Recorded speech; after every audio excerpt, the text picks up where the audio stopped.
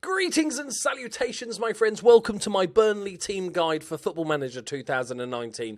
In these little mini guides, we're going to take a quick look through the club, the finances, what the board expect us to achieve this season, which is going to be very interesting with Burnley because, you know, they probably overperformed the last couple of seasons because Sean Dyche is a really good manager.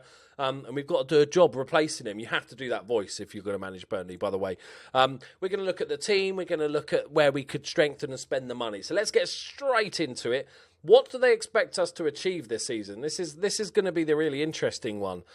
Mid-table, we'll have a look at the team to see if that's definitely doable. 5th round of the FA Cup and 4th round of the League Cup. But we are in Europa League as well. We're in the playoffs, aren't we?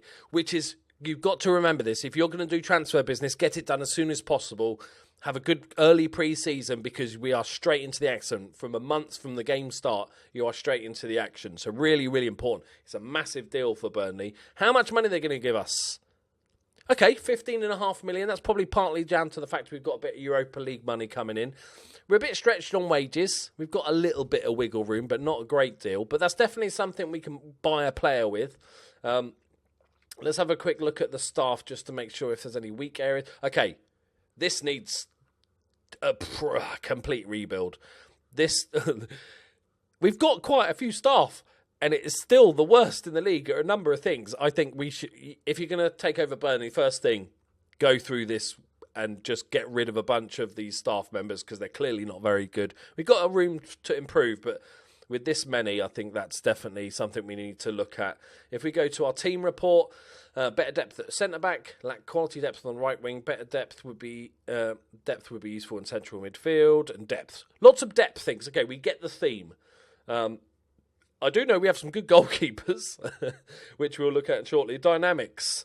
Match cohesion, not a problem. We'll be playing pre-season and get that done, but you need to arrange your friend. I'd check your friendlies, and even if you don't normally set up friendlies, I would for this because of the Europa League starting. Get friendlies early, get them fair, get the fitness up, etc., etc. If we take a look at the squad as a whole, it's not a massive squad, and we've got a couple. Jonathan Walters, I forgot he still existed. We'll move off our loanies. You can always have a look. We'll have a look at the under-18s and stuff as well, just to see if we've got any wonder kids coming through. So we've got a choice of goalkeepers, my friends. We've got Legzadinis, who's terrible, absolutely terrible, and transfer listed. Not surprising. Get him off the books. $5,000. You're pissing away $5,000 a week, lads.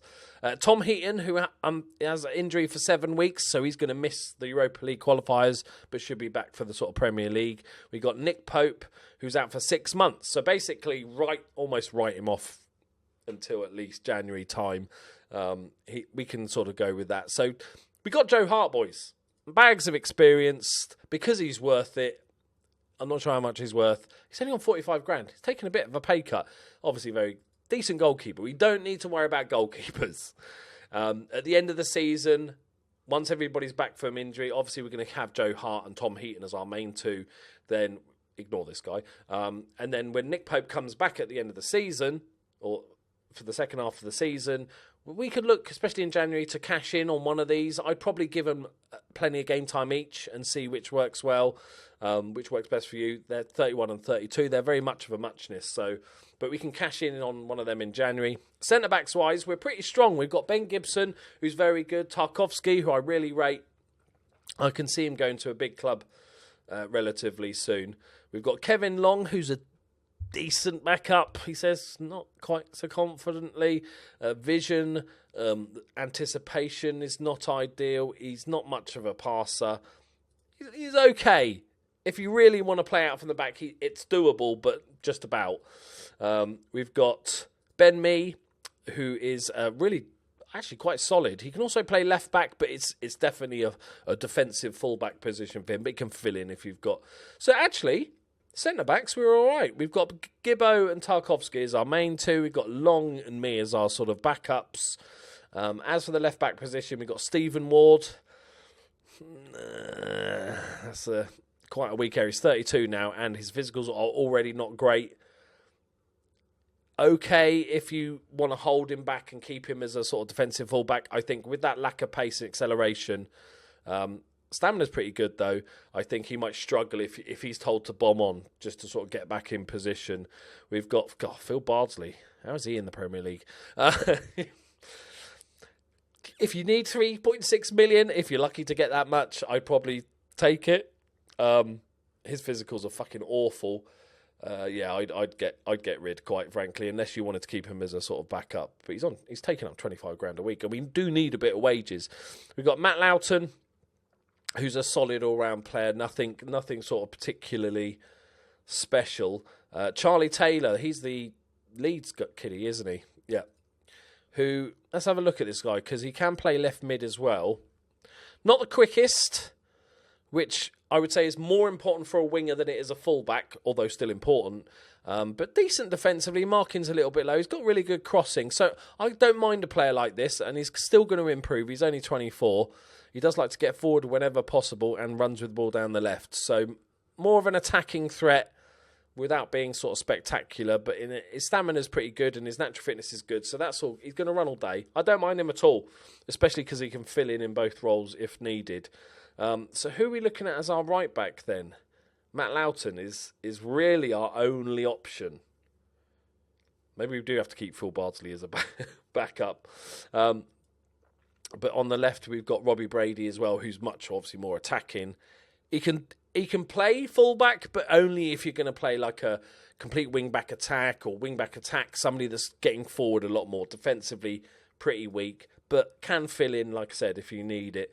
And we've got Jack Cork, 29 years old now, but a good defensive midfielder.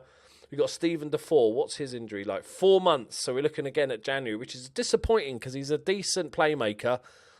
He's more of a sit in the central of the park just pinging balls. He's not for running. Much like myself, he's not one about running. Ashley Westwood is a decent backup playmaker.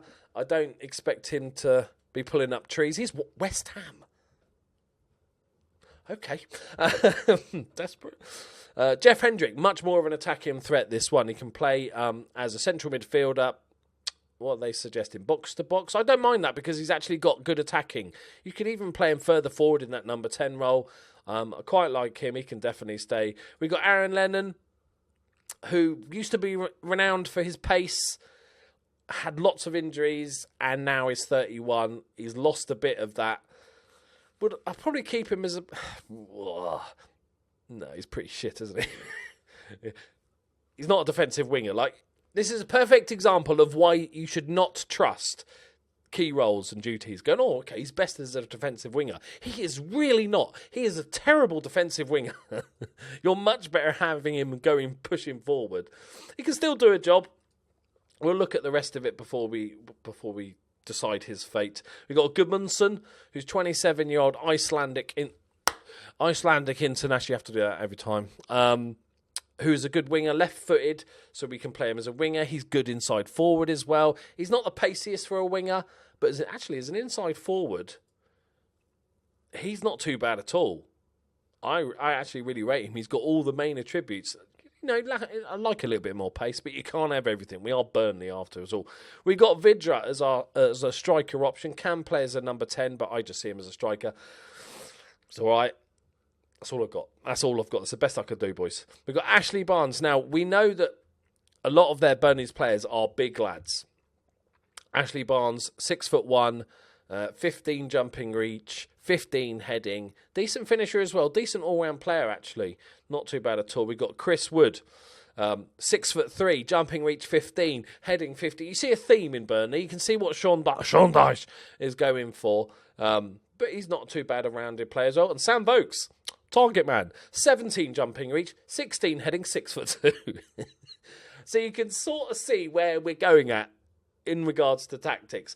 As for transfers to sort of strengthen this, I think we need a left back, boys. I think we need... We got Steve... Oh, no, it's both fullbacks. Okay. Oh, no, we got Charlie Taylor.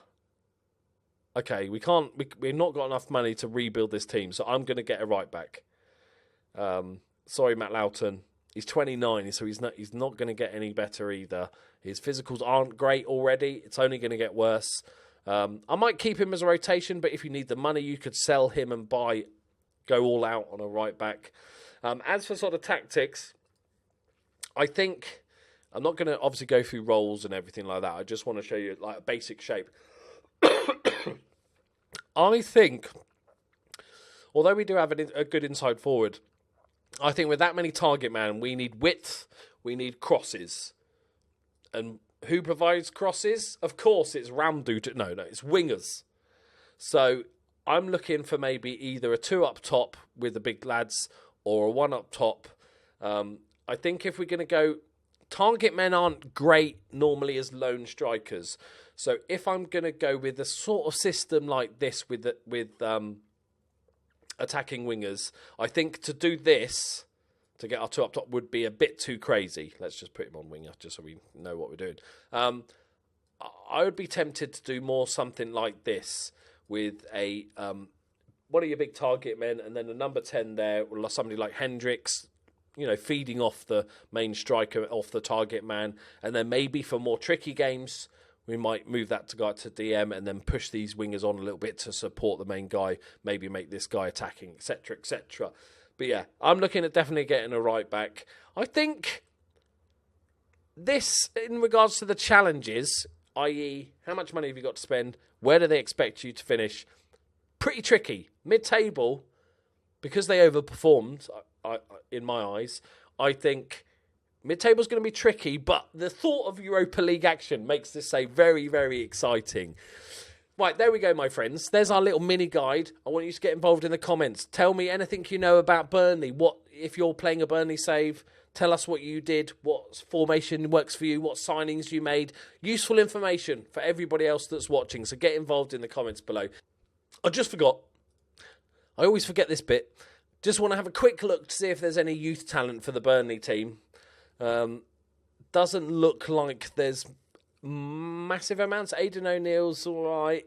I don't see him ever being great. Dwight McNeil again. Oh, he's 18. Okay, a little bit more potential in him. And the under-18s, I just cull them all because I'm heartless. Chris Con Clark? Wow. Why would you name your child Chris if your surname's Con Clark? Right, triple C we'll call him, but he's still shit. We'll get rid of them all. Not much to see there. Thank you very much for watching. Leave a like if you enjoyed it. Subscribe if you're new. Go check out all my other FM19 content, and I'll see you in the next one. Bye-bye.